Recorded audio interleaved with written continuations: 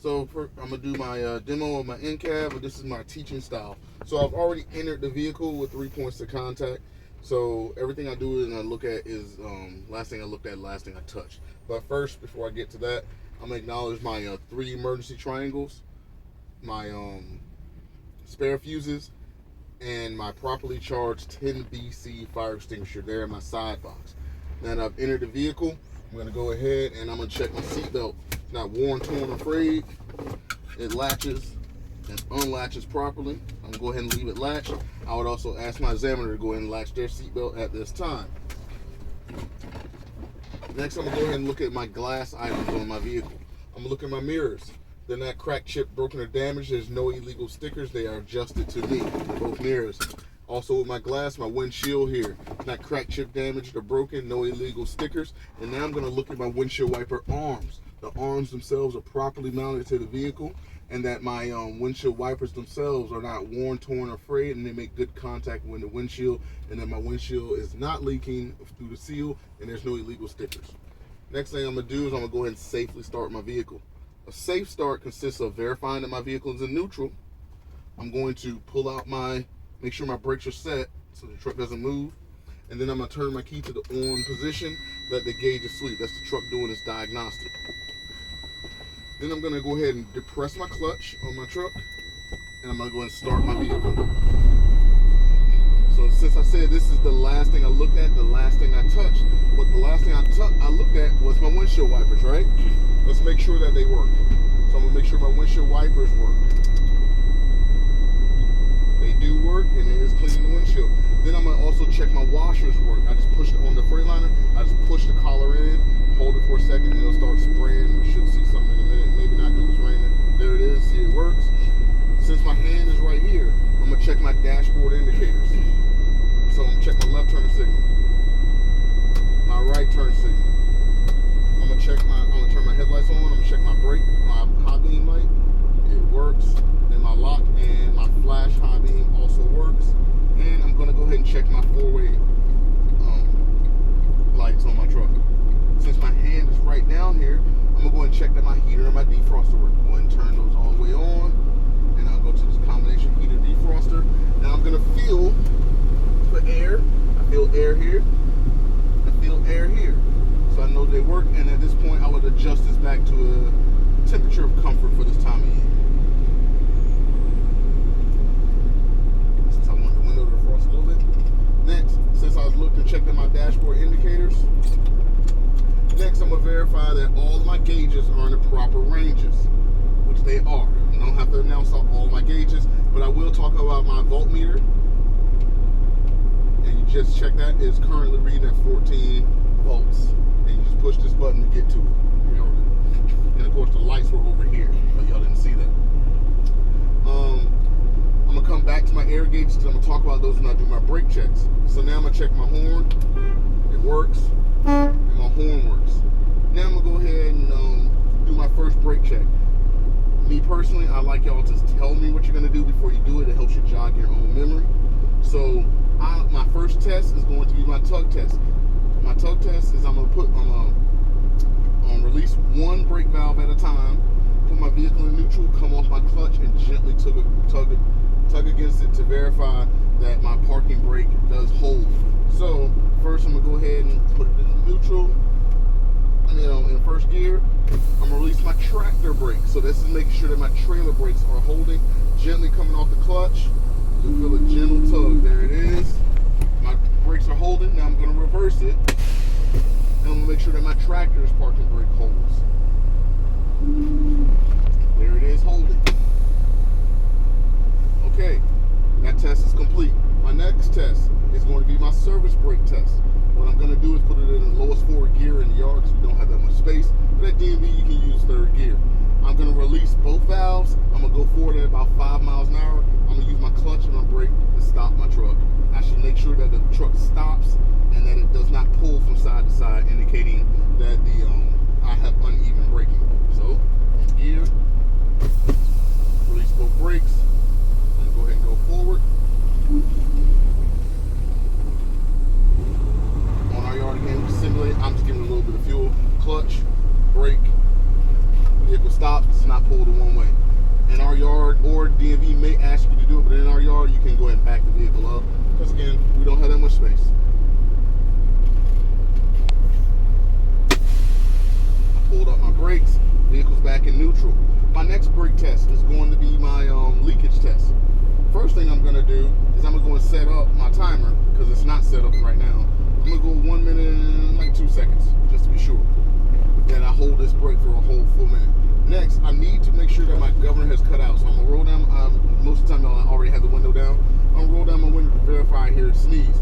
Because right now it's sitting at about 125 PSI, but I haven't heard it sneeze. It was building when we started. So I'm going to fan my brakes down between 90 and 100 PSI. That is my governor cut in. And then I'm going to rev my engine until it hits the governor cut out, which should be between 120 and 140 PSI.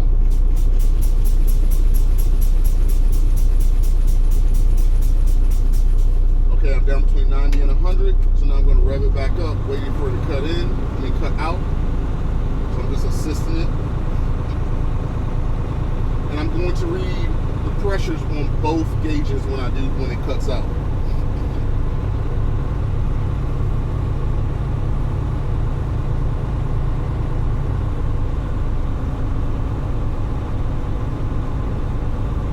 When you're revving the engine, you don't have to gun it. Like 1100 like this is fine.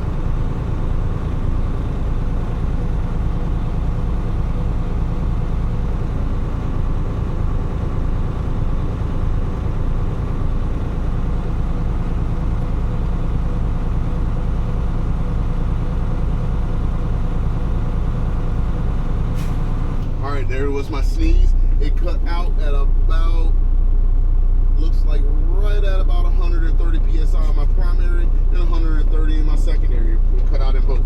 So the next part of this test, I'm going to turn my truck off, release both, then put it back in the on position, but not start the truck, release both brakes, and I will then hold, once the initial air loss is complete, I will hold for 1 minute. That's why I set up my timer. In that 1 minute, I shouldn't lose more than 4 PSI. You do not have to do this, but you can do this. You can put the vehicle in a gear, and that way it won't roll on you. So I'm going to go ahead and put it in gear before I turn my truck off. And my truck's off. Off the clutch. It's not going to roll. Back into the on position. I'm going to release both brakes. I'm going to wait for the brakes to stabilize, get that initial air loss, and I have my timer ready right here. As soon as I hear it stabilize, I'm going to go ahead and hold. Okay, that's about stable. So I'm going to firmly press it, but basically you just hold it hard enough to light up the light. You ain't got to stomp it to the ground, because that's going to make you actually lose more than 4 PSI. So just a gentle, and I'm holding it firmly. During this firm period, what I'm going to do is I'm going to describe my next test, and I'm going to look over my check sheet, because I got a minute to think and make sure I didn't forget anything. So I'm going to check my check sheet and make sure I didn't forget anything in my end cab. And while I'm watching those, I'm going to describe my next test. What I'm going to do is I'm testing that my spring brakes work. So I'm going to fan the brakes down and before 55 PSI, and I'm going to announce both gauges again. I will be waiting for my low air pressure warning light, buzzer, or both. That should be somewhere up on the dash. That should be, again, before 55 PSI. Once that is complete, I will be fanning my brakes down again to between 20 and 40 PSI. My spring brakes, my valves should pop out on their own. I will not touch them. Again, between 20 and 40 PSI. I have less than 10 seconds left.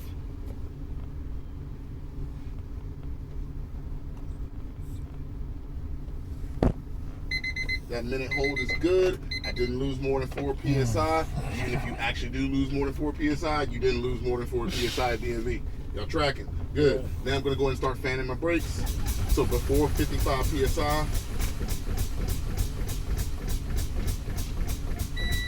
there's my light, my low air pressure warning buzzer.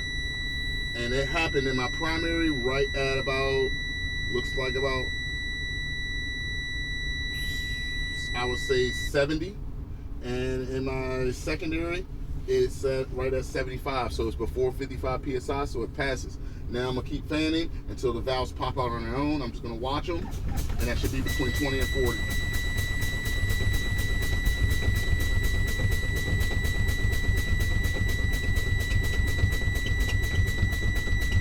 If they pop out at different times, announce the real pressures on both gauges for each time they pop.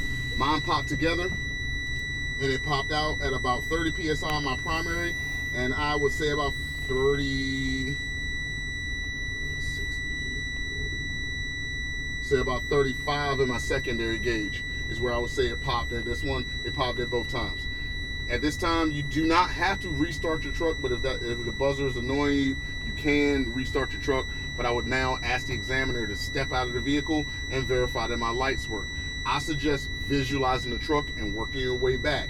So I'm gonna start at the top. I want them to check my clearance and my ID lights on the top front of the truck. I want them to check my high and low beams on the front of my truck. My left, right, four ways on the front of the truck. My turn signal on and four ways on the side of my truck. On moving back to my trailer, I want you to check my clearance and ID lights on my trailer. I want them to look up under the tractor and check my left, right, four ways and brake lights under my tractor.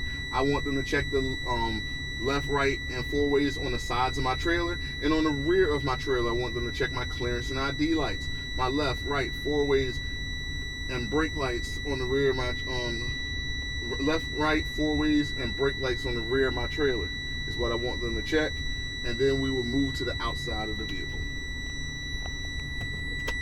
So that is my in cab, guys.